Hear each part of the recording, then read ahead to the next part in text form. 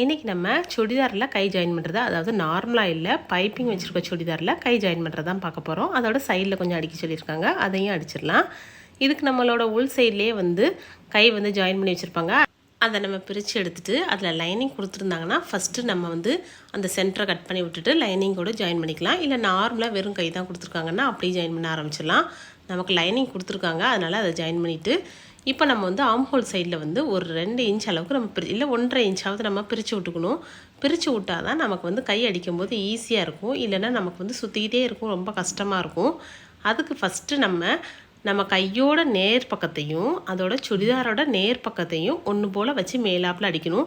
நம்ம நார்மலாக ஜாயின் பண்ணும்போது உள் சைடில் வச்சு, அதாவது கெட்ட பக்கத்தில் வச்சு நம்ம அடிப்போம். அதை மாதிரி அடிக்கக்கூடாது. ரெண்டுக்குமே நேர் பக்கத்துலேயே வச்சு நம்ம அடிக்கணும். இப்போ ஜாயின் பண்ணும்போது பாருங்கள், நம்ம 1/4 இன்ச்சோட கூட கொஞ்சம் துணி விட்டுக்கணும். ஏன்னா இதில் நம்ம ஒரே இடத்துலேயே 2 தையல் போட போகிறதில்ல. ஓரத்தில் ஒரு தையலும், அடுத்தது நண்டுக்கால் அளவு தள்ளி இன்னொரு தையலும் போட போகிறோம். அதனால் நமக்கு கையில் கரெக்டாக 1/4 இன்ச் விடாமல் கொஞ்சம் எக்ஸ்ட்ராவாக துணி விட்டிங்கன்னா நம்ம அடிக்கிறதுக்கு அந்த கை பிரிந்து வராமல் நீட்டாக இருக்கும். இதில் ஒரு தையல் போதும். ஏன்னா பைப்புங்க ஒட்டி ஒரு தையலும், அடுத்ததாக நண்டுக்கால் அளவு தள்ளி இன்னொரு தையலும் போடுறதுனால நம்ம கைக்கு 2 தையல் வந்த மாதிரியே ஆயிரும். இப்போ பாருங்கள், நான் ஒரு சைடு ஜாயின் பண்ணி முடிச்சிட்டேன். நீட்டாக இதே மாதிரியே இன்னொரு சைடையும் ஜாயின் பண்ணிவிட்டு நம்ம கைக்கு எந்த அளவுக்கு லூஸ் கொடுத்துருக்காங்களோ அதையும் கனெக்ட் பண்ணி வச்சுட்டு சைடில் ஜாயின் பண்ணோம்னா சூப்பராக ரெடி ஆயிரும். இந்த வீடியோ உங்களுக்கு பிடிச்சதுன்னா மறக்காமல் லைக் பண்ணிக்கோங்க. தேங்க்யூ.